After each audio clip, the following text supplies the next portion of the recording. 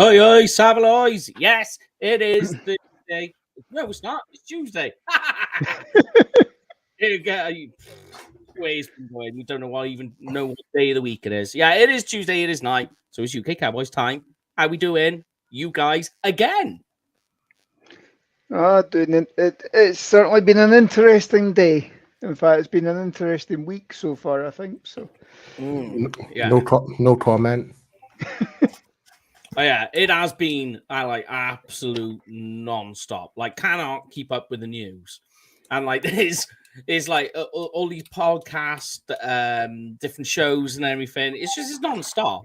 It's like I can't keep up with it all. Crazy stuff. So here we are again. Usually on a Tuesday, we do the Prospect Project. We were supposed to do it last week. News broke, so we had to do the LowDown show, which is our dedicated show for just news and updates. All this has happened again. I'm sure, if you're watching this, you don't live under a rock, so you know what we're going to be talking about. So it's another LowDown show, 2 weeks in a row now. Here we are. yeah. Yeah.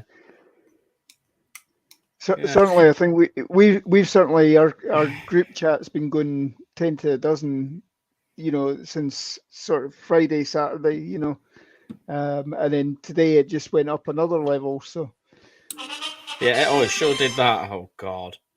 Every time you hear that sound, be wary, guys. oh God, right, okay. I know.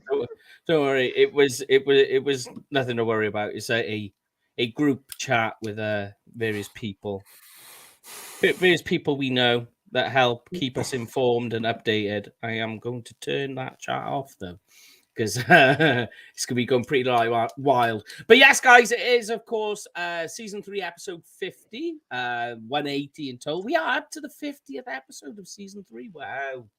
Should have done something special for tonight, shouldn't we? Should have put like a tie on or something, or a dicky bow maybe. Right, so I've just seen Paul. an tweet from Jane Slater. Just went right straight at the oven. She's just saying, on another note, not only that this language not in Denver's contract, but the frustration was it's not according to Randy's camp in any other team contract, and not once mentioned at all during negotiations. That's the real source of angst here. They felt lied to. I really don't know what to make it. Either way, this is a big bloody mess. Okay, let's start there then with the Randy Gregory contract. I'll let you hit in now, Paul. But for people who don't know, Randy Gregory has officially signed to the Broncos. He's not signing with the Cowboys. No longer a viable option.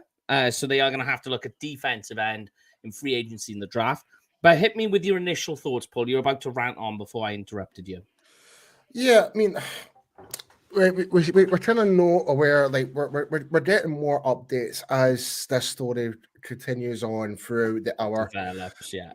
It's developing every 5 minutes as it seems right now.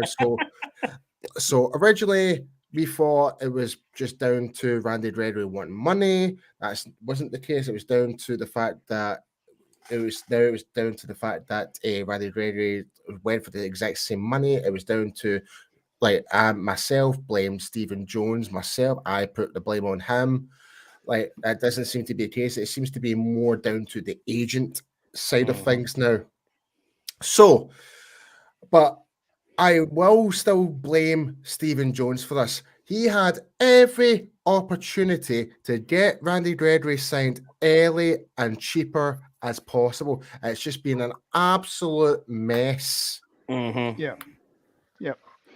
I mean, the way I think it went down, obviously we were talking on Thursday night, Mike, you were talking to your sources. They were saying that they were going to let him see what was out there. Yeah. And obviously Dallas would have the right of, he'd phone up Jerry and say, right, Jerry, they're offering me this. Do you want to match it or whatever? And, that was what the lowdown was. I think obviously, Randy was in Denver yesterday to do the physicals, to meet with the coaches, discuss everything. Got the deal hammered out phone Jerry. Jerry goes, yeah, we can match that.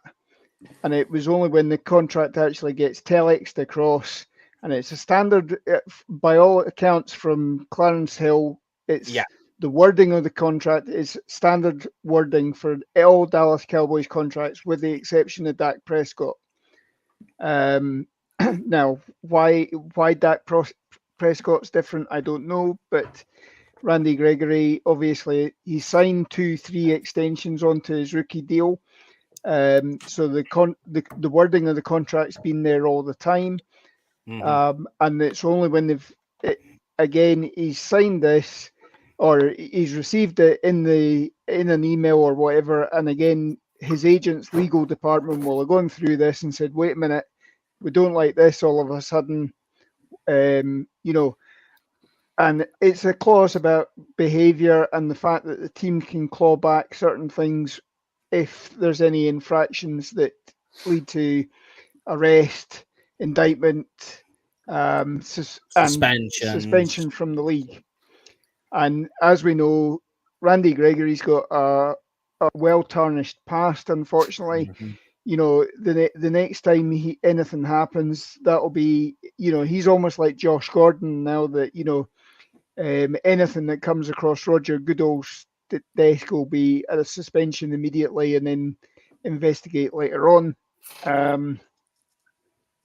Denver, obviously, he can't, as far as I'm concerned, I think, you can't get arrested for having marijuana in Denver.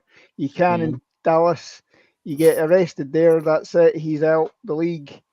I think the wording there, the fact that there's no wording in the Denver contract as well, there's no stipulation. But generally, it is part of the CBA that if there's something that you are arrested for, personal conduct policy, personal conduct policy, you forfeit not only part of your signing bonus, you forfeit your base salary, any roster bonuses, everything like that. So while it's maybe explicit in the Cowboys contract, it's an accepted part of the CBA.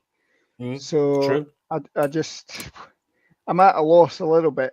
I'm with you. A lot of it is he said, she said. I think with this, especially as your trial by social media. Trial by Soch. But yeah, let's get Graham's take in as he hops in, as he generally does on this show, about 5 minutes late. Shots fired. That's well, right. He's never going to jump offside, is he? So no, this is true. I'll never hold you back either. Yeah, it's a late penalty, by the way, is the equivalent of the swear jar penalty. So now you're gonna have to put £2 in. But before Graham talks, let me just do a wee introduction. It's like, ladies and gentlemen, I bring you Graham Wilson. Take it away, fighter. It just, like, regular listeners to the show, regular viewers to the show will know that I've been saying Randy Gregory would he would go for quite some time. I think if they were serious about getting Gregory done, they would have done it. I'm hearing all sorts of stories. I'm going to let the dust settle a little bit before I make full comment on it. But bottom line is that Randy Gregory has taken another option for the same money, presumably. So it's not to do with money. If he's going to go for an extra $10 million somewhere, fair enough, I can live with that. But when you think of the amount of times we dug Randy Gregory out a hole, or we let him fall into that hole and offer him a ladder back out of it again. Oh God, that was full of vodka. For him to go and it's betrayal, man. He's walked away. He's walked away. But on the other hand, we have known about Randy Gregory's contract for quite some time. Why did they have to wait until free agency opened to offer him a deal? We have had exclusive rights to Randy Gregory for the past couple of years to get this done. Now, on the other hand, you could say, well, we didn't have the cap space at the time. Well, we could have restructured somebody's cap at any point. We could have re-signed Lawrence at any point. We could have moved on from Amari Cooper a bit quicker. There just seems to be this lag about the Cowboys at the moment. We wait and we wait and we wait, and we let the grass grow under the wheels, and before you know it, we're stuck in the mud. Now, I put a point up on the. I hope you're enjoying this, Brian, by the way, as you watch United. He's giving you delay a game. He didn't even turn up.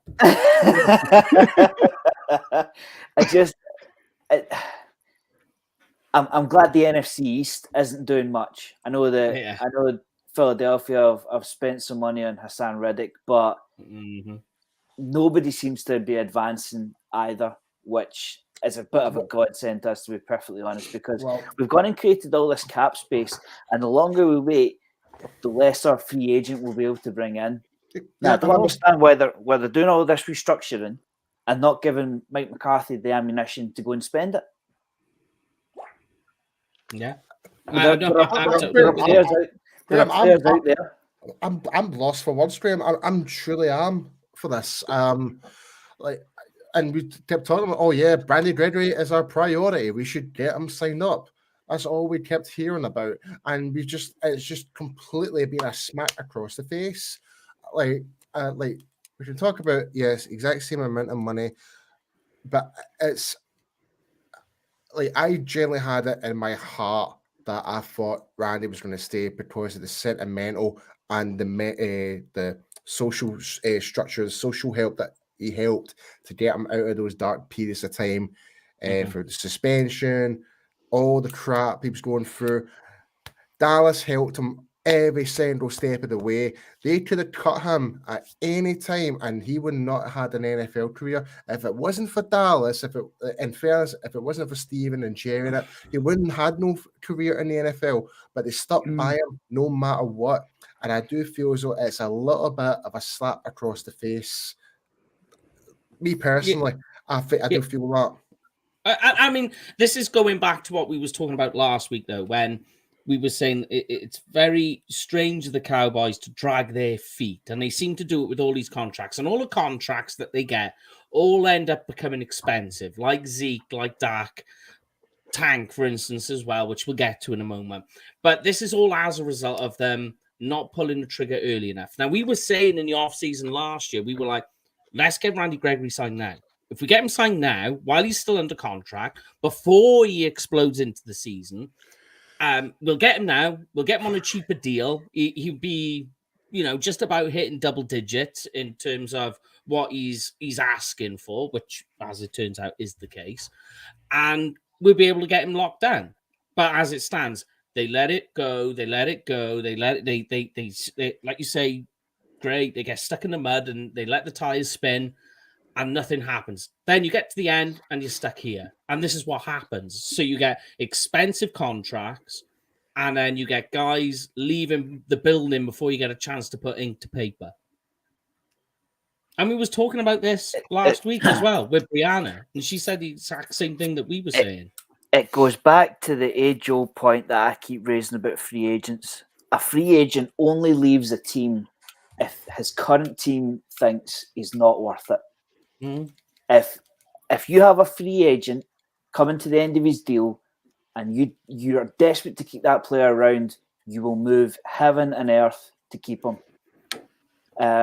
If you look at the top 101 players that are on the NFL website at the moment, I think there's one common denominator. They are all around the 30-year-old mark. Yeah, 31, I know you're saying. 32, 30, 29, 30, 33. They've got some veteran experience under them. They've got veteran experience under them, but they also have 8 years of wear and tear on their knees, ankles, elbows, neck, back, shoulders, so on, so on, so on. You're literally talking about everything that aches for me when I get up off the sofa. Which is the reason they're not being paid. It's as simple as that. Yeah. But let's and be honest. Use the thing as well, right, Gray? That that goes back to your point as well that we're trying to say is that when we saw Amari Cooper, which we'll get to as well, when we saw him go, instantly in my mind, I thought, right, that's Randy Gregory. That's Randy Gregory. That's Jaron Kearse, which we'll get to. Malik Hooker, which we'll get to. And I was thinking to myself, all the players, and I was going through it, and I was like, I did think Cedric Wilson, which, by the way, he has gone, which is coming up there. Cedric Wilson and Connor Williams, by the way, have gone and signed to another team. But when you saw that, that's what I thought. And we'll get to those guys as well that have signed. But that was the thought in my mind. And I think a lot of people. So then when we saw, Gregory signed to a 5-year deal, everybody was like, yeah, there we go. As expected, And then, then all of a sudden we get a tweet saying, oh, wait, Cowboys fans, Denver are coming out saying, no, we've got Randy.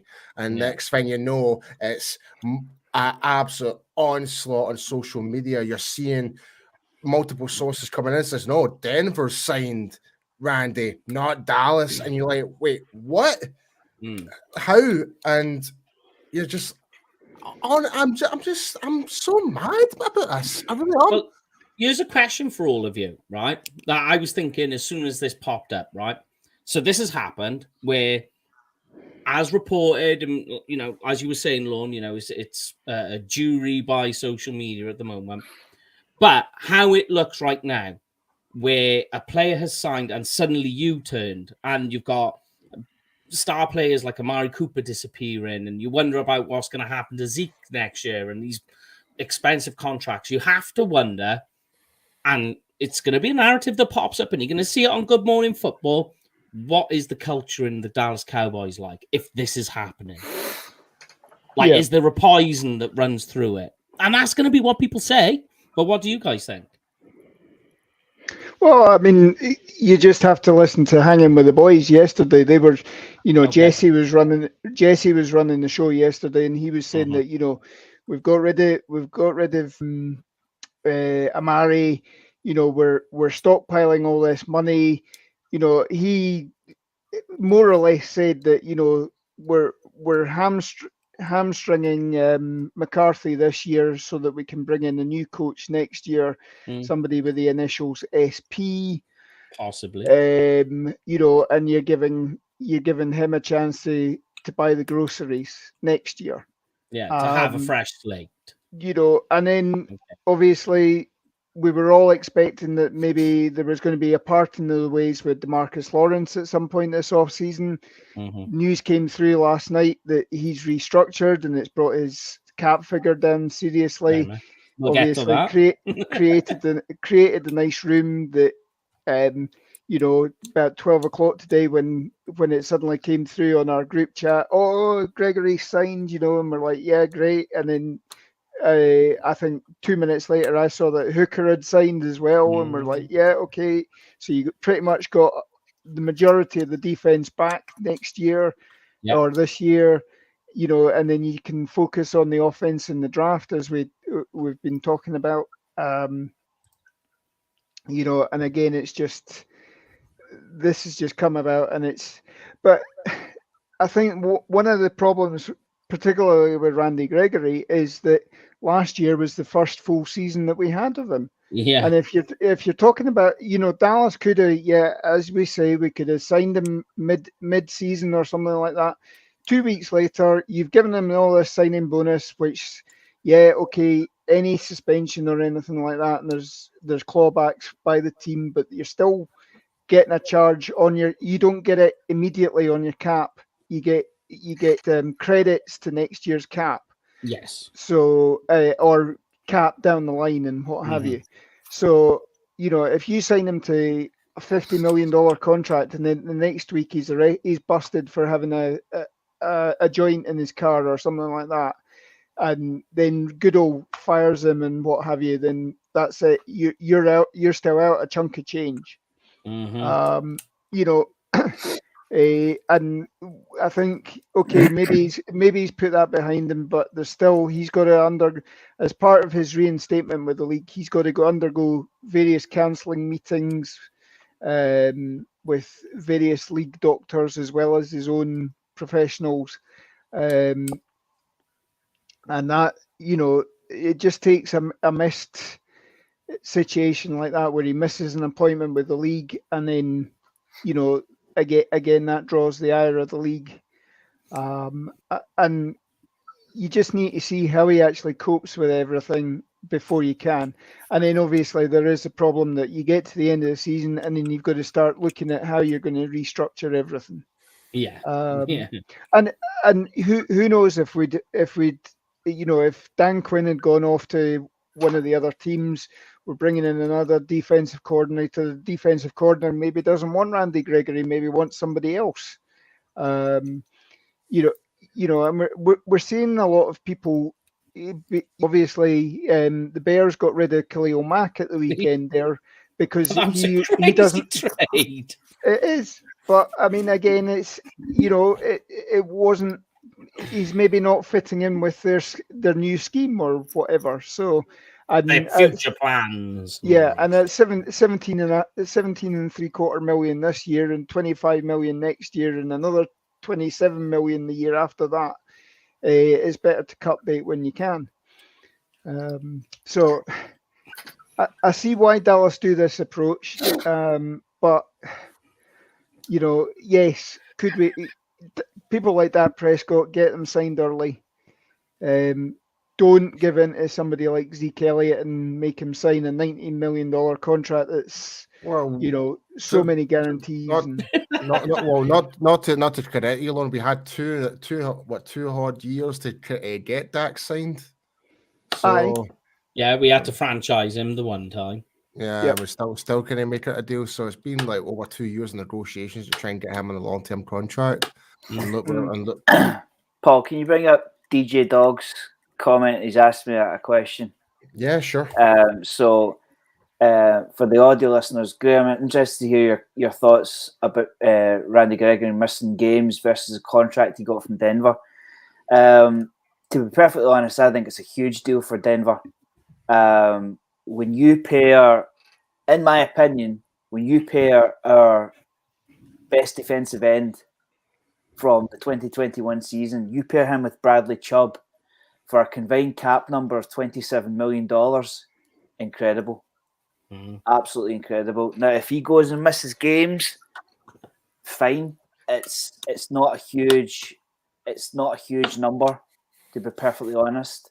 I think he would be silly to go and do that because he's finally got his deal. I said for weeks on the show that Randy Gregory, at this point in his career, has made just over $5 million. He's just trebled that in one season per season. Yeah. So he would be extremely stupid to go and do something silly. At this point in his career. Don't get me wrong, Graham. I'm happy for Gregory. He's got paid. He deserves it. He's managed to turn his life around. But part of me, I am still freaking annoyed. See if he went to Denver for more money, I would have been okay with it. I would have been all right with it. But with the same amount of money and this whole mess is uncovered, I still kind of feel as though it's been a slap across the face. Oh, it has. Absolutely, Paul. It has. And it has. It's like, how many times has Gregory been suspended for his career? Was it 4 times or something like that? Yeah, at least 4 times now. Yeah, and I mean he's banished from the league twice. Yeah, and the point is, it's like Jerry, Stephen, the whole backroom staff have stuck by Gregory no matter what. They gave him the actual people support, get him putting onto programs and stuff like that to get himself back into a normal state. Right? And this was his first ever season, going in a training camp, first ever season. And he looked good too. And he looked fantastic. And this is why I was like, this is why, okay, this is his contract year and this is his actual first proper season. This is why we need to get him signed up early now. We were saying that from week one. Yeah. Week one. We were saying it in training camp. Yeah.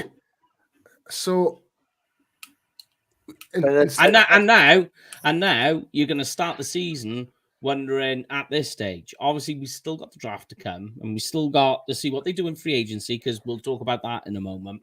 But as it stands right now, you got to wonder: is Parsons going to be playing defensive end, which some people like. I personally don't. Or you're going to be playing Chauncey Golston in there. That's there's your two starting defensive ends. You got no DPR because obviously that's gone on you as well. I don't think he's coming back. So now what are you going to do? You got no rotation. But it is crazy. I don't know what they're going to do with it. You know, the whole... Like, in fairness, that's a fair point from DJ Dog. He's never actually played a full season. That's a fair point. And your best ability is availability. Yeah. But that's why he's not being paid $20 million plus. Yeah. Because see, Randy Gregory, I just had a look over the cap. Randy Gregory's new contract doesn't even put him in the top 15. No. I checked that, yeah. What was that? Nowhere near the top 15. What was I trying to say there? It's like it's like you just said there, Mike, regards to like some free agency and stuff like that. But this really does throw a curveball. What are we going to do in the draft now? It really does. Like 2 weeks ago, we were talking about we might not draft a wide receiver in the top 2 rounds. Now it's more likely. We're going to draft a defensive lineman in the first 2 rounds.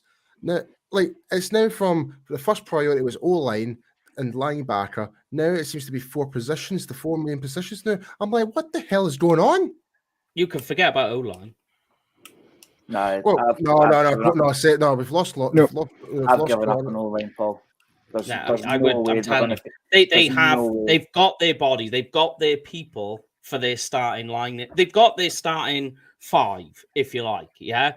I know injuries, and when you stop and you look at it, they've got their starting 5, but they haven't got enough starting linebackers. They don't have enough starting wide receivers, and they don't have enough starting defensive ends. No, Paul. Well, I mean, Paul, no way they're going to take O-line at 24. Oh no, I still think O-line's a possibility because you do have Tank Lawrence, which we were all looking at the fact that Tank Lawrence wasn't going to be back this year, and potentially we weren't going to have Randy Gregory, and then that was going to almost make Parsons a straight defensive edge rusher. You got Tank, you've got Terrell Basham back for another year, so you do have 2. Basham's a slight downgrade from Gregory. You know, he can do the stand-up linebacker, edge rusher, that sort of thing. The season, okay. You're predicting that Golston should be able to do something like that. You still potentially, we talked on Thursday, you could still have somebody like Dorrance Armstrong re-signing. You know, again, that is one of Jerry's players. And I like him as a DPR player. Yep. So there is still potential there. We know what the Cowboys do. They sign a lot of Band-Aids so that they can go into the draft and pick the best player available when it comes to them. And at 24, it can, they're not going to get priced out because there's not going to be a hell of a lot of quarterbacks going in the first round this year. Oh no. There's a lot of defensive players, safeties, linebackers, defensive line, edge rushers, all that. So, there is going to be somebody there at 24 for them at whatever position they want to go for that they will need to sign. So, as we say, somebody like Kenyon Green, Zion Johnson could still be a viable option at 24. Zion. What lion. What number did Jameson Williams wear in college, Mike? Just so I know. Say again, sorry. What number did Jameson Williams wear in college? Just so I'm ready. Oh God, I should know that off by heart. It's gonna be you get where I'm coming from. Yeah. Oh, sorry, my screen froze. I'll get back to you on that one. Number 1. I thought it was. It wouldn't surprise me. It wouldn't surprise me. I was thinking, is it 1 or was it 11? Who wore 1 last season? And he's gone. Yeah. So there you are. One's available. Replace 1 for 1. I mean, just like, can you just see the amount of downward arrows there are across the Cowboys organization right now.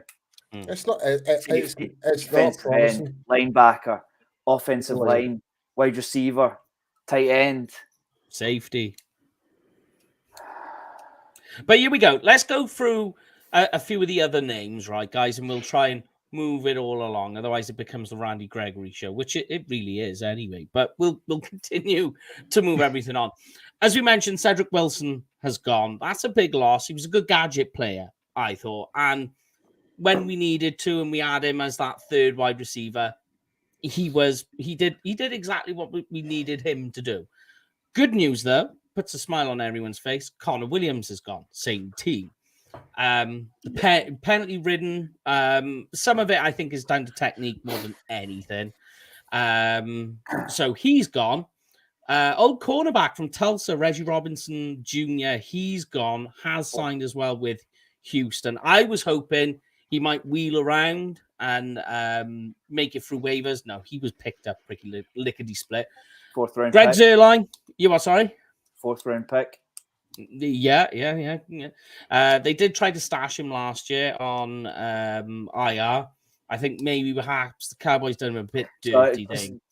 Just to let all the listeners know, I'm going to be taking swipes left, right, and centre tonight. So just. Well, Greg Zuerlein's gone. Greg both. Zuerlein, he's out the building. I think the Thank Cowboys God. set him up to fail, mind you, on that one.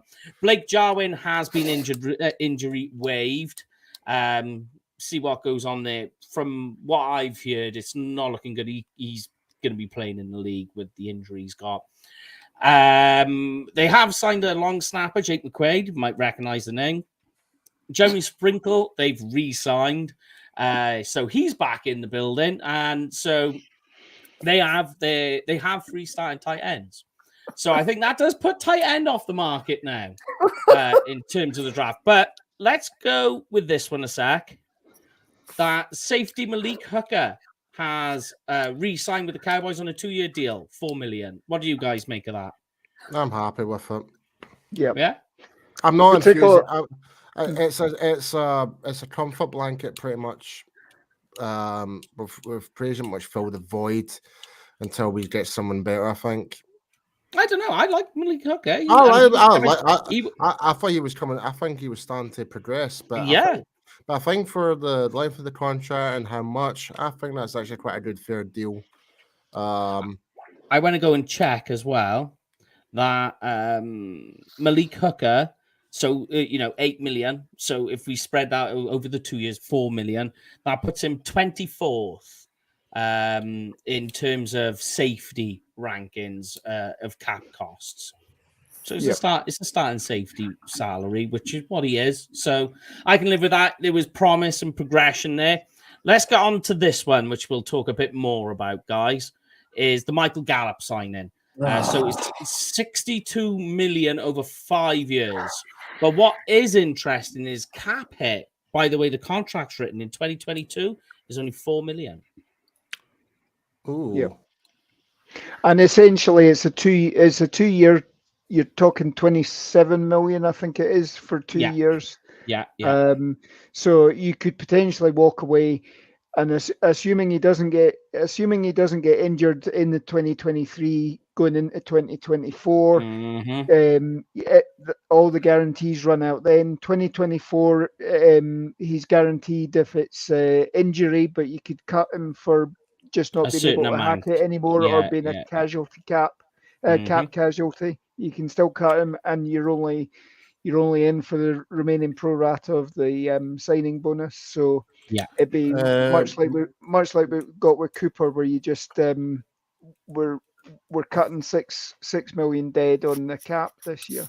Go on, Mr. Paul. It might be an update, but it might not be. A good source of mine, Ryan Miller, who I used to be teammates with at the UK Pirates, he's part of the UK Patriots. That fan base and that, and he says the move for Lyle Collins is becoming more likely. Yeah. They've just traded. The Patriots have just traded Shaq Mason to Tampa. Yeah. Now, as a result, so he's back with Brady. Yep. So God. Yeah. obviously they're saving a bit of money, but on their cap hit. So, but I think there's still problems with getting Lyell under the cap. So Yeah. Lyell would have to agree to restructure the deal. But it's certainly that's one possible landing spot for Lyell. Yeah. But here's one for you, though, sticking with the Michael Gallup talk. So, yeah, as we were saying about the costs of what it was for this year, works out to be just about 12 million per, right? So that sticks him in the wide receiver rankings in terms of cap costs at 24, right? Tell me what you think, right? I'll let you all agree. Is Michael Gallup better than Kenny Golladay? I I'd have to think about it. I wouldn't flash out and say yes straight away. I would say Yeah. yes. I'd have to think I about would it. say yeah. Are you saying I would Gallup, say, yeah. Gallup better than Golladay? Yeah. Yeah. Easily. I would Yeah, say, me personally, I'd say easily. Is he better than Robbie Anderson? I'd say on par. Yeah, and me. Yep. What about Robert Woods? Ooh, No. 2 years ago? No. No. Now? Yeah, Yes. no. Yes, there we go. That's what I was thinking. Nelson Aguilar. Yeah. Right. Yeah. Let me get my shift left. Mike, that was quite a drop, Mike. No. There is. I am going somewhere with this. Corey Davis. Is Michael Gallup better than Corey Davis? Oh, I know exactly where you're going with this. I know where you're going. Yeah. I would take Gallup. I'd say so. Say so. Yeah. Cortland Sutton. Oh, right. That's I'd say just on par. I'd say maybe Cortland Sutton a little bit. Yeah. Okay. Sterling Shepard. What's he ever done for the Giants? Yeah. All right. Curtis Samuel. Oh well. Curtis Samuel's fallen off a cliff. Yeah. Yeah, Gallup. I had him in a couple of fantasy leagues, and he produced next to nothing. Yeah. Oh, I love that comment. Okay. Texas had more interceptions than Golladay had receptions. Fantastic, DJ Dog. Brilliant. All those wide receivers I just mentioned are getting paid significantly more than Gallup. Yep. Significantly more. Is he better than Christian Kirk? No. Oh, sorry. Yeah, he is. I would take Gallup on that.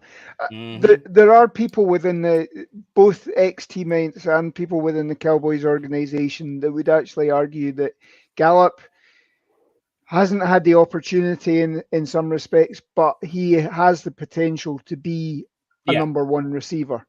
There was talk a couple of years ago. It was that Cooper was 1A, Gallup was 1B. He wasn't a 1-2 punch. It was a 1A, 1B. Yeah. And when the game's on the line, he does see. Dak seems to have confidence in him that he's always looking for him down the sideline, make that difficult catch, drag the toes, make it inbounds, and get the yardage, get them into position for a comeback. So we just didn't have him in the San Francisco 49ers playoff game, so we had to run the ball with 14 seconds left. Just to add into the discussion, Mike, those names you round off, yes, they are wide receiver number one on the depth chart. Correct.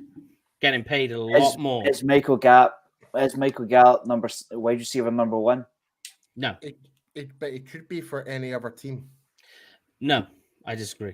I think a team. He can't. I tell you why he will never be a wide receiver one is that Michael Gallup can't play the slot. You want your wide receiver one to be able to move up and down that line. But we've never seen Gallup play the slot role. Because he can't do it. He's a physical downfield player. Think of Des Bryant. I say played the slot wide receiver one, and I mentioned Des Bryant, but he's a poor man's Des Bryant. That's how I see him. That physical downfield presence. I've definitely got a different opinion to that. But we Am were seeing. I being unfair when I say that when Michael Gallup has been expected as played as wide receiver number one? Say when Cooper's been out and Gallup has number one, he hasn't lived up to the billing. Mm-hmm. Is that unfair to say?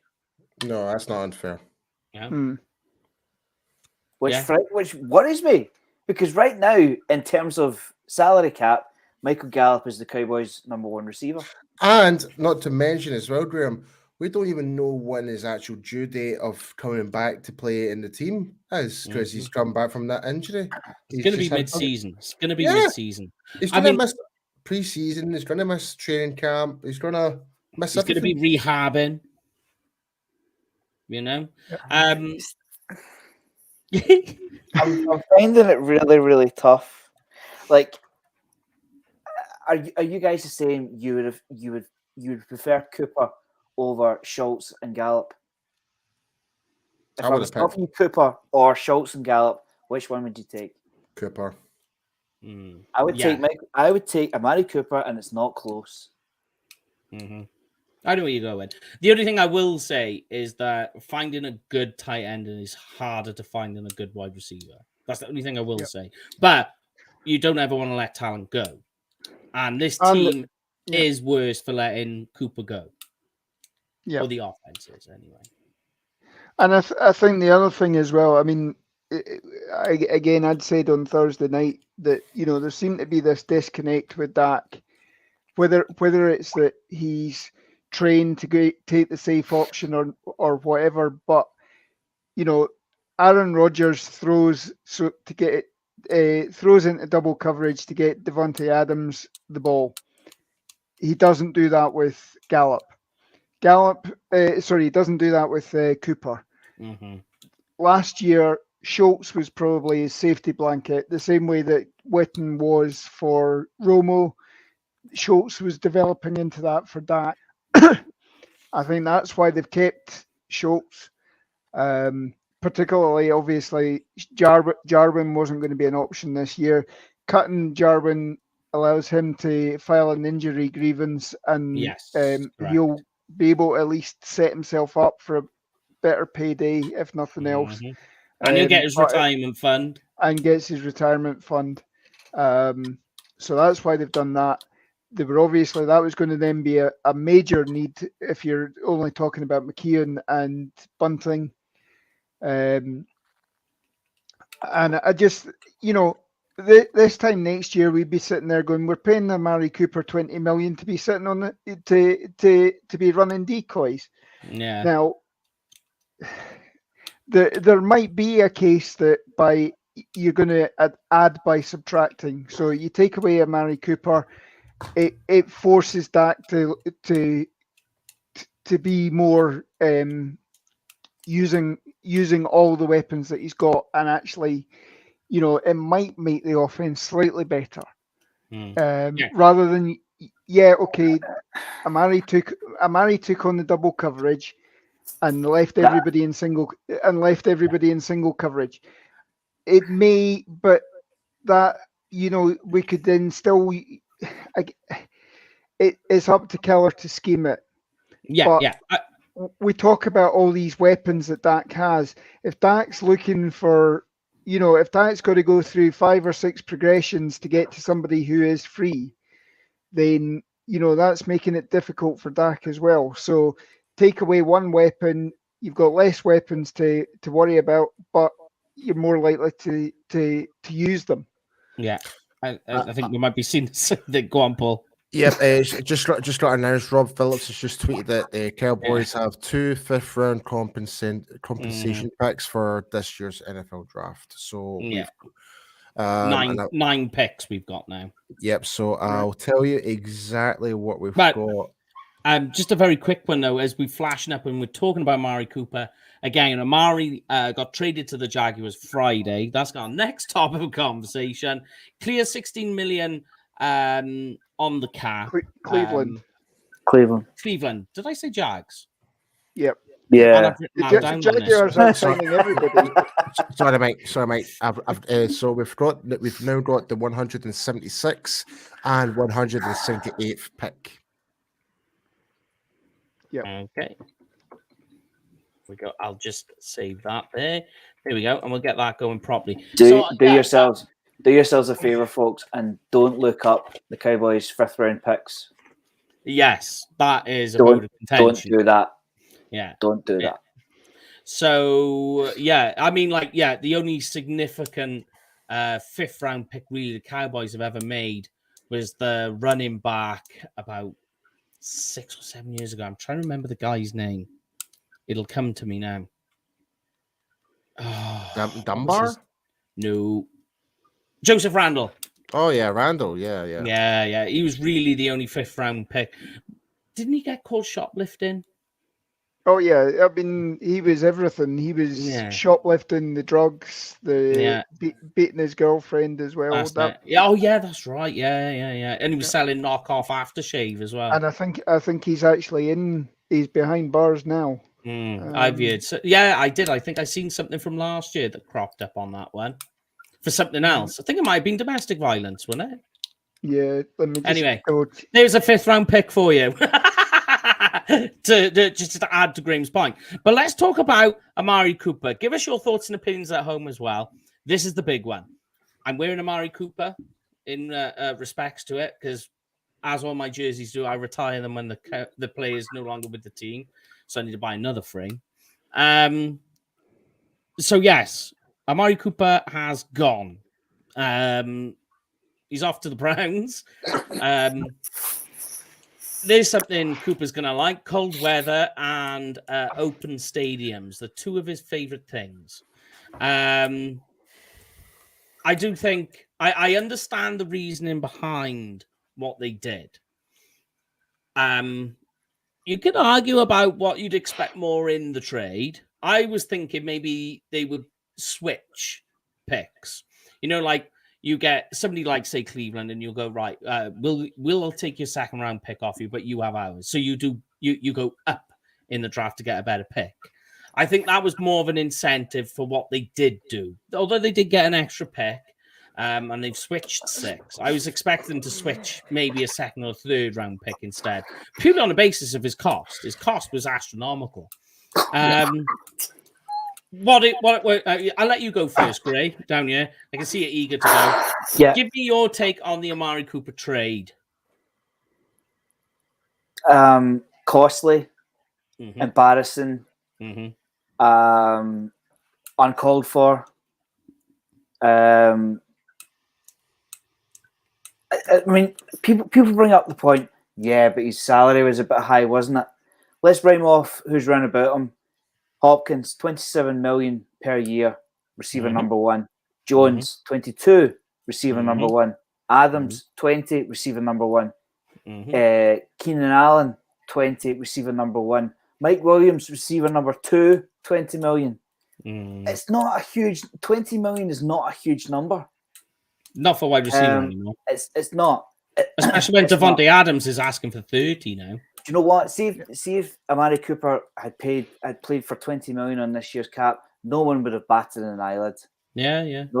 I think people are trying to find excuses for getting rid of or making moves to reduce Team 40 Burger, to be perfectly honest. My big worry is that what happens Agree there, DJ. What happens when CeeDee Lamb or Michael Gallup draw a double coverage? Me personally, I think will disappear. Because nobody had the separation that Amari Cooper has. Nobody had. I don't think there's a contested catch in CeeDee Lamb. Maybe Michael Gallup. Michael Gallup's made some fantastic catches down the sideline. But for me, CeeDee Lamb is all about getting the ball in his hands early and letting them run with the ball. He's not gonna, in my opinion, he's not gonna compete for a jump ball. We'll see what happens when he draws double coverage. I get he's a rookie. I can hear, he's a rookie. He's going into his 3rd season. That's fine. But if he goes and has a 1,000-yard season, he's going to be looking for a new deal. How much is he going to want? Roughly about 22, 23 million. And then it starts all over again.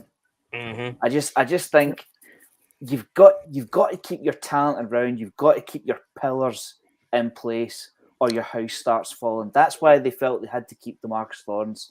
My personal opinion of DeMarcus Lawrence doesn't matter now.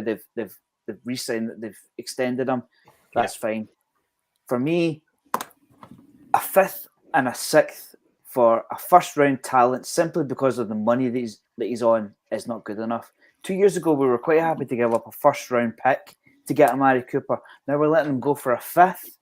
Hold on a minute. No. But the problem was that in 5 years' time, it becomes fully guaranteed. Mm-hmm. And, you don't... Where... if Cooper went on to IR for any period of time, you can split some of that salary down. If it's unguaranteed, they go on. They lose some money for being on IR or not being on the game day roster. If you've got COVID, then now admittedly they've done away with the COVID protocols for Correct.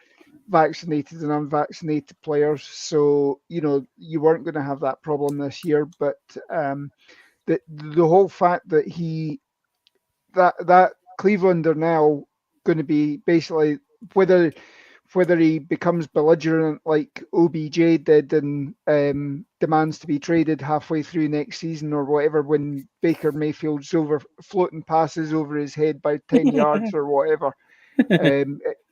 You go and have a look at Annie Agar's tweet the other day about and there's a dog trying to catch a ball and the ball just sails on him. Yeah, And I've seen that one. Yeah. That's what it's going to be like. But there's going to be problems in Cleveland if he's not getting the ball. Yes. You can say 20 million is nothing, but again, we weren't using him as a $20 million receiver. Agree. And if we were still sitting here next year because, again, Kellen Moore's not schemed him, Dak Prescott's not got the comfort factor with him or whatever, or is it a problem with Dak that Dak's, he's being too safety conscious with the ball or not? But if you're paying 20 million and he's only getting 68 catches a year or whatever, and not making 1,000 yards, not getting all the touchdowns, is it worth the money?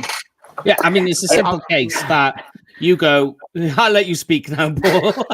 He's itching to go. All I was going to say is the one thing I want to say as well: the value that we got for that.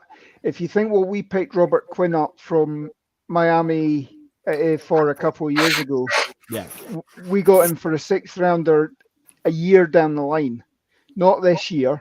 We got him for when did we pick him up? We picked him up 2019, so we got a 2020 draft pick for him. Yeah, and that was before the 2019 draft as well. So, we've probably got better value for Cooper than Robert Quinn. And look at what Robert Quinn's doing now. He's garnering huge amounts of money from the Bears at the moment. So yeah, go on, Paul.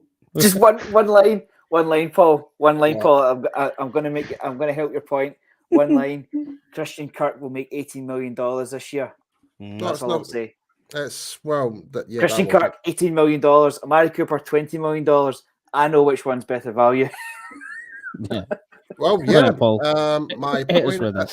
My point is, and I want your guys' thoughts on this, and everybody in the comments, is see if we didn't have Kellen Moore as our offensive coordinator and had a different scheme, what would have happened? Yeah. I wrote this down here. Is scheme was the big thing. Think about it. Mm-hmm. How many times did Amari not really get targeted? Really? Yeah. Yep. And it's down to scheme, down to Kellen Moore, down to and if there's anyone to blame, it's how our offense was set up. Yes. Not Go on. Keep going. So I can understand, like, so obviously we were kind of hoping Kellen may have got picked up as a head coach, and we would have got someone else to be an OC, and may have played. Who knows? I'm just saying, but Yeah. I'm just, when you've got easily a top 10 wide receiver in the league, maybe even possibly top 5, right? Like that's could be up for debate. But with the fact that it's like Graham just pointed out, like there's players like Christian Carr, yada yada yada. I'm just like, why are we not utilizing a player that can actually create the separation like no one else can? Like we've seen all the highlight videos of stuff that he can do. Like I'm just absolutely dumbfounded about the whole Amari one, and the fact, like, I know we were saying like the whole Robert Quinn. It's like, yeah, we got him for 5th round because of his contract within Miami. Understandable, but when you're exchanging picks as well on top of that, surely, and this is kind of goes back to your point, Mike, is surely can not maybe even bump it up to maybe exchange 3rd rounds or exchange 2nd that's rounds? what I would have done. Like, why more dog down the water doing to the 5th and 6s? You know what I mean? Developmental players. Yeah. It's not much of a compensation. And I was literally, the point you was making about scheme was literally the point I was going to make. And the only thing I will say is this tells you exactly what they think.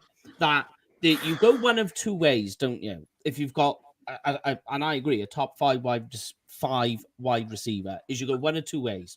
You either change your offense to meet the wide receiver, that top 5 players scheme. So you either go, right, we're not going to go 3 wide receiver sets. We're not going to try and spread the ball around. We're going to target 1 wide receiver more often, which is what they would have done if they kept Cooper. But if you're going, no, I want our offense to be spread out, to have lots of options, for it to be filtered across. We don't have options. That's the problem now. We've got Gallup. We've got Gallup. It's not even going to make. We're not even going to have Gallup for half a season. No, So, and we've lost Wilson. We're going to have to draft wide receivers to fit into this into this scheme regardless. So either way, it's like, would it not been better if we just kept Cooper anyway? Like, I agree. Honestly, I agree. I'm so dumbfounded with what is going on. I agree. But my thing with the scheme thing is, if you're saying then you've got a $22 million wide receiver, and your scheme is to spread the ball out, then get rid of the expensive wide receiver. That's all I'm saying. I don't agree with it. I think they should be trying to filter it and trying to target him more. But here's a question for you, Paul, and I'll ask the pair of you as well. Do you think, though, that people are complaining about the value of the pick, that in 2018 we gave up a 1st-round pick? With that 1st-round pick, we could have had AJ Brown, Deebo Samuel, are all on contracts worth about $5-6 million a year at the moment. Fairly cheap. That's what we missed by giving up that 1st-round pick that year. Those were wide receivers that were taken after. DK Metcalf was taken by the Seattle Seahawks in the 1st round after that pick. Yeah, I'm just saying, these are wide receivers we could have picked up. But what I will say is they gave that pick up and we've given it back and got a 5th round in return. But would you say the value of what he's done to help develop Dak in that time was worthy? Not after last season, no. Because he wasn't even targeted.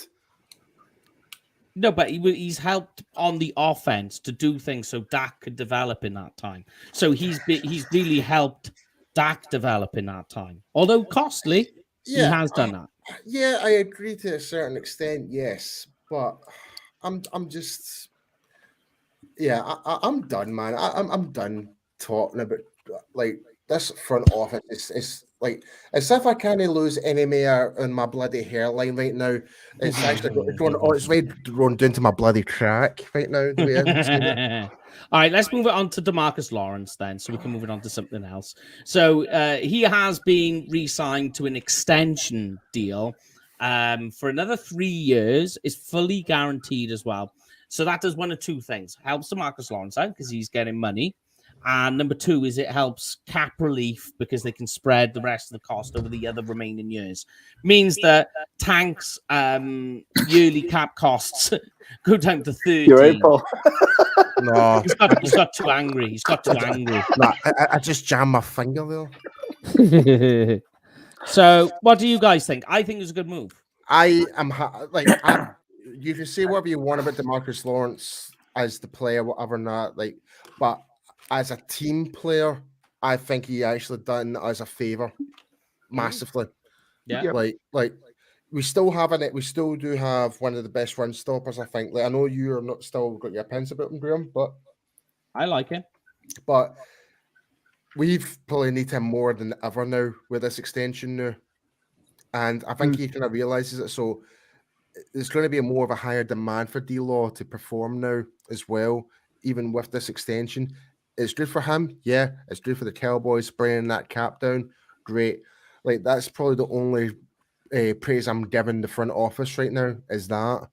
But the only problem... Sorry, Lauren, on you go. Well, I agree with Paul. It's a win-win situation for both. We'd cleared the cap room, obviously, to bring in Randy Gregory. Unfortunately, that ship sailed. But it wasn't a case of money. It leaves us money for other options. We're talking that Von Miller's there's some traction that's building in Von Miller wanting to be back in his home state. To be honest, I don't really care at this rate. Yeah, but it also, as we were saying, that if you got rid of Tank Lawrence, you got rid of Randy Gregory, you would definitely be talking that Micah Parsons would be an edge rusher. You're still now mitigating the fact that you can still use Micah as a linebacker, spell him out occasionally in an edge rusher, but for DeMarcus Lawrence's point of view, it means he stays a Cowboy, which he said he wanted to stay a Cowboy. When he turned down the pay cut, that everybody was saying, "Oh, well, that's it. He's out the door then." So by the looks of things, we were going to be moving on anyway. Mm-hmm. By reducing his cap number as well, the pressure's off him, because at 27 million, you would be expecting him to have 23 sacks, 18 tackles for loss, season after season after season. Now, this year, he's down to 13 million. The pressure's off. He's, again, cap-wise, he's not up there as the league's highest paid performer. So the pressure's off for him. He can sit around doing what he does and, doing it effectively and allowing, he's not got that pressure on him. But, he will still be a factor for this defense. Mm-hmm. Agree. Do you guys want to add any more to DeMarcus Lawrence on the extension, or should we move into Lyle Collins? Well, when's DeMarcus Lawrence at his best? Stopping the run. When there's somebody on the other side. Right now, we've not got anybody on the other side. The plan was to bring in Gregory, obviously, but that's gone. So until they unless they bring somebody else in, Lawrence will disappear again, because he'll draw the double team. He'll draw the running back. The guard will shift to the right as opposed to dealing with whoever the defensive tackle is. So they need to get somebody else in. Yep. And they're getting somebody. They're going to have to bring in somebody else who the original team thought wasn't worth the money. Well, I'm going to add. I keep going back to this point. See if a defensive end hits free agency, his current team don't believe in him. It's as simple as that. You don't mess around with tackles, quarterbacks, and defensive ends. Yeah, so you're picking up somebody else's trash. Yes. Yeah. I mean, fair enough, bring him in for $10 million, but I'd much rather have Randy Gregory at 15, without a shadow of a doubt. And that's why we're getting so worked up, because there's no point in keeping Lawrence around if you don't get him some help. Because if he's the focal point on that D-line, everybody knows he's the focal point. The running back will chip him. The guard will move to the right and offer more protection. they'll just or either that or they scheme the other way. I For want the longest time, we need Randy Gregory back. As soon as we get Randy Gregory back, Lawrence will become so much more effective. That's gone now, and they need to replace him. to add an extra point in here. We mentioned Von Miller, right? Mm-hmm. He's talented as he may be. He's not getting any younger, right? We don't know what his music demands, his money demands are, right? Right.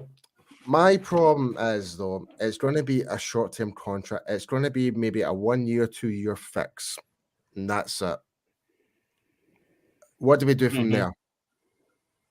You know, you're right back where you started. Exactly. It's not a long-term solution. That's the thing that annoys me the most. Yeah. This is a really bouncy, happy show tonight, isn't it? And I mean, like, let's move it to Lyle Collins, and then we can wrap things up here.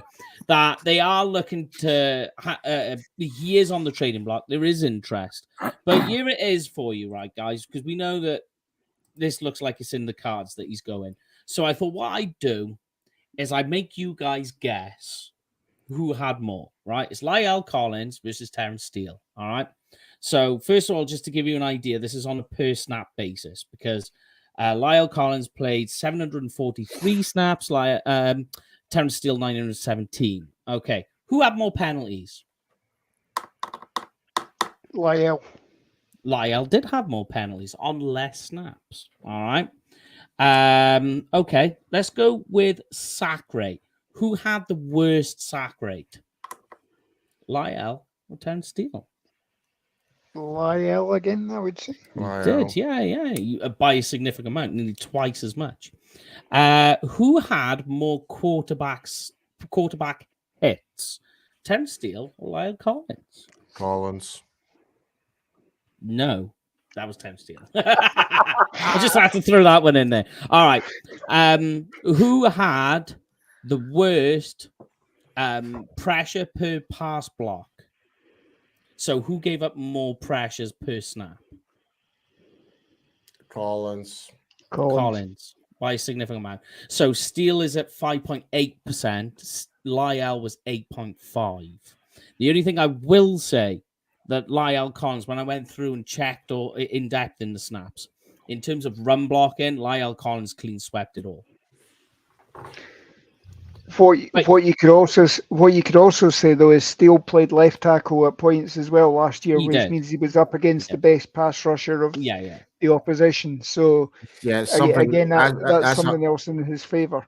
Listen, that's a whole different conversation. Shifting someone who's playing right tackle for the majority of this whole career and showing to the other side, it's not easy. It's not an easy task. Well, let me put it to you this way: the last game Terrence Steele played at right tackle, Zeke had significant snaps. I went and checked. That went right tackle, right? So that was towards Terrence Steele. He got 51 yards and both touchdowns come in his direction. So Zeke finished on 2 touchdowns.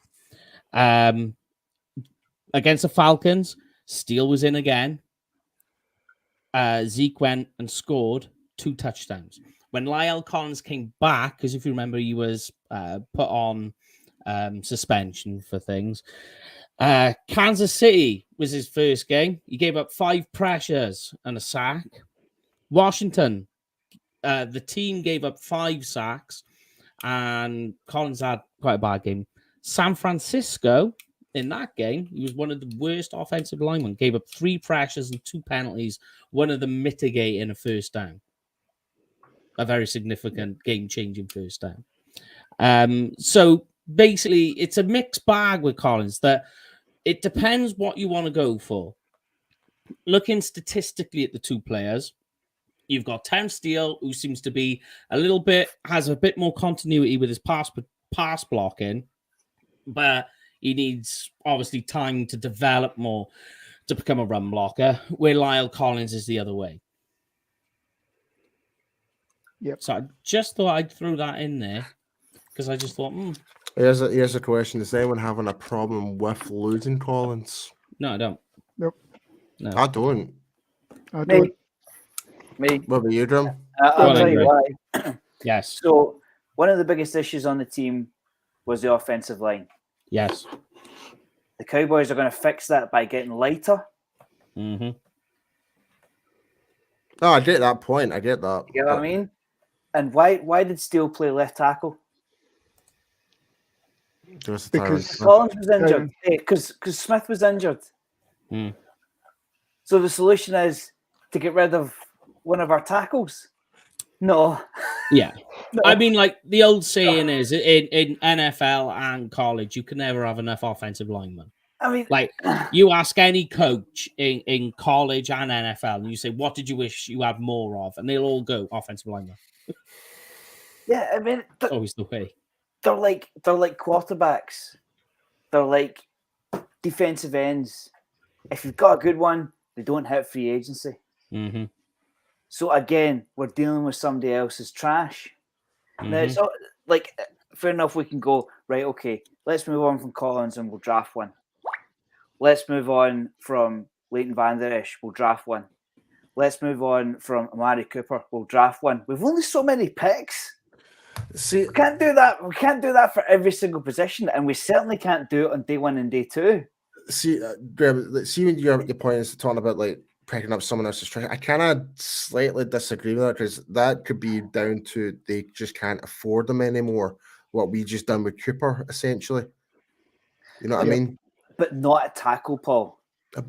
It's happened before. It can be, and it can be a change of coaching staff. I mean, we've been arguing this season that, and obviously Paul mentioned it again on the Americas, the World's Team podcast, that we've all been advocating that Philbin is not the answer.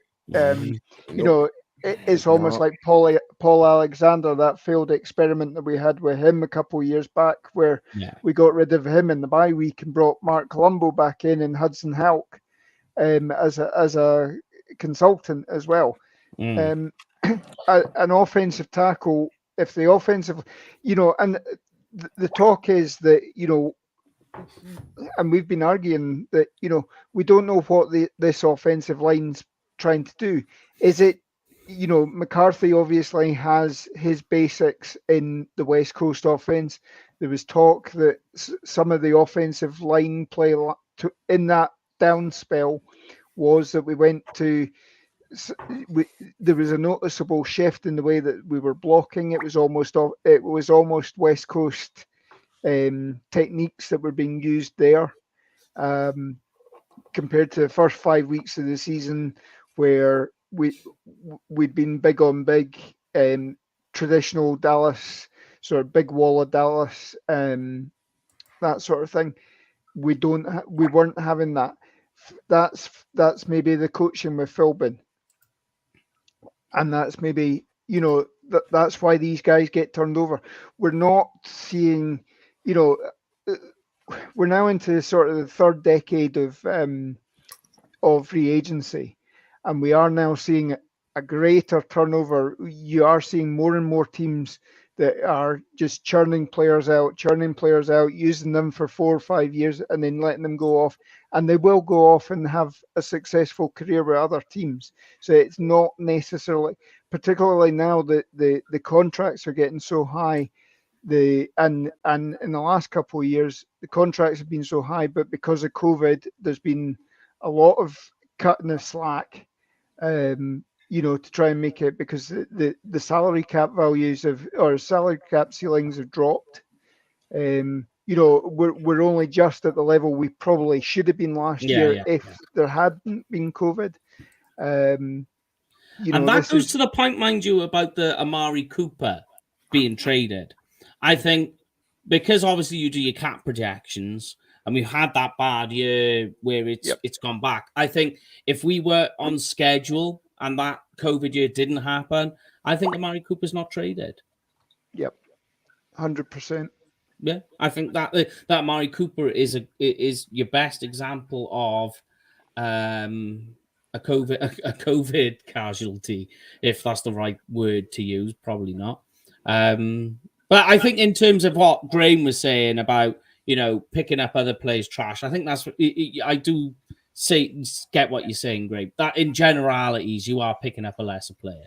Yeah, there are always going to be those diamonds in a rough, not just in terms of big names who are cap casualties, but also, like look at Jaron Curse. Nobody was expecting that to happen. Yeah, I just think, especially in generalities, I get what you're saying. Especially offensive tackle, especially that's why they fly off the board in the top 10 because they're rare. They're rare, and see, if we're dealing the here and now. I know we've got the draft to come. I know we've got the remainder of free agency. But if we deal in the here and now, our 5 starters are Smith, McGovern, Biadish, Martin, and Nseki. And at some point, I'm telling you, we're going to lose Smith. Yeah. That's frightening. That's frightening to me. What's even more frightening is if we go back to the Amari Cooper trade that's gone in, think about our 3 starting wide receivers right now. Because as Paul was saying, in the draft, we've got to look at wide receivers. It's got to be done. Because if you look at week 1, right, because Michael Gallup's not going to be back for week 1. Right now, as it stands, our 3 starting wide receivers on week 1 is CeeDee Lamb and Simi Fehoko. That's it.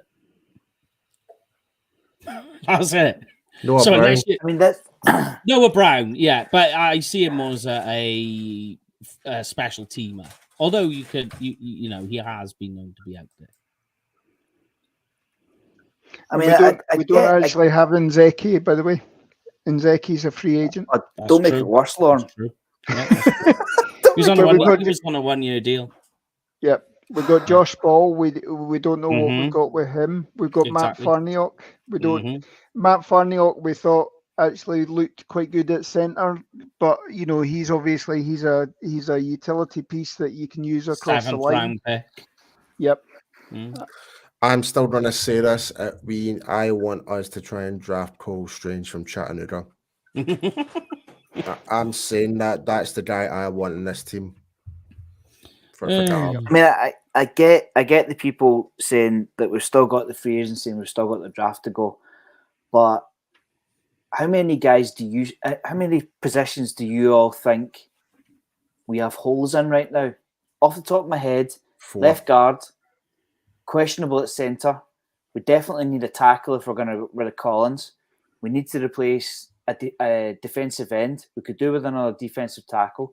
We've got Leighton Van Der Esch probably not going to sign. We've got safeties to bring in. I would say the only current nailed down spot on D is cornerback. Yeah, which is ironic. It's ironic. But the thing I'm trying to get at is we can't just say, yeah, but we'll fix all that. We'll bring guys in. What are the odds we hit on every single one? See, if you go back through the draft classes, there's more not there than still there. The only thing I will say is they are, in terms of safety, we could be back here again saying safety's all right because they are trying to get a deal sorted with Jaron Curse, which is good news. That is good news. News. But I mean, we can only, as we sit here discussing, we can only talk in the here and now. I mean, God, we saw with Randy Gregory. There's every chance he was on a flight to Dallas and he told the pilot to turn right. Well, well, it's happened before. Well, now that you just mentioned Gregory, and there has been a snap tweet from Jane Slater. So she just says, before everyone vilifies Randy Gregory, how things are explained and presented are important here. I don't believe he had the proper context. If he was told that it doesn't have the language, but was never told that the rest of those contracts do have it, that might have been important information as well. So it would have been on the agent for not disclosing that properly to Randy to make that decision. And that's what I was thinking. When I was reading it all, I was thinking there's 2 sides to this story and both sides are lacking context. That's what I was thinking. But we'll leave that there, shall we? And get back and start closing up the show. Hopefully Thursday will maybe a bit more positive. Thursday is a mock draft. At this stage, mate, see of the things you could have said to cheer me up, that's probably ranked number 1. To be perfectly honest. Do I a love nice a mock draft. Get a mock draft. We do have a guest as well, which we're sorting out. So do a nice mock draft. Gets everybody relaxed and excited and happy again, which is what it's all about. So that will be Thursday. We are looking to do a Friday show as well because we've done the lowdown show here. But make sure, guys. Yes, I'll get into that in a sec. Here's all the various friends of ours that you might want to go and check out.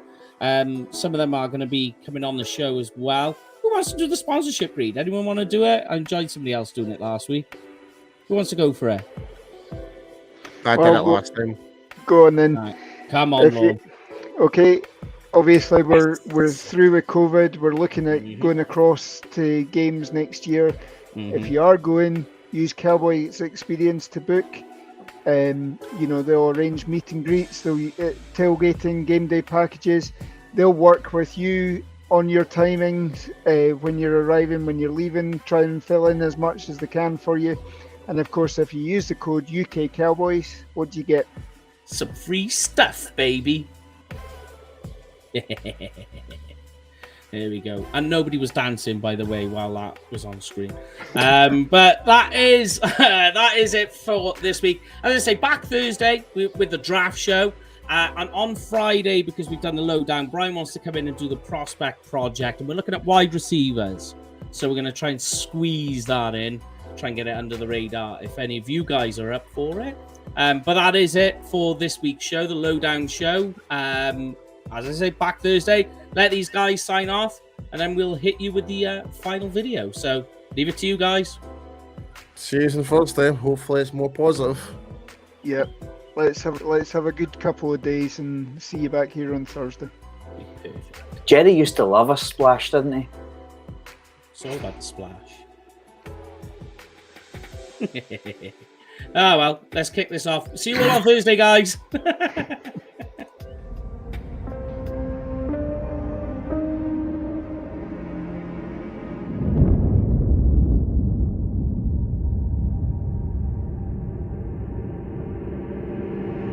You can try to break me.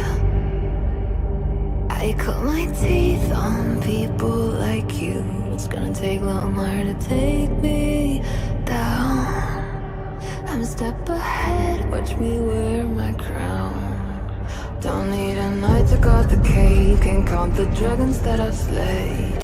You can give it all you got, 'cause love is running through my veins. Oh, this lion can't be tamed. There's fire in my blood.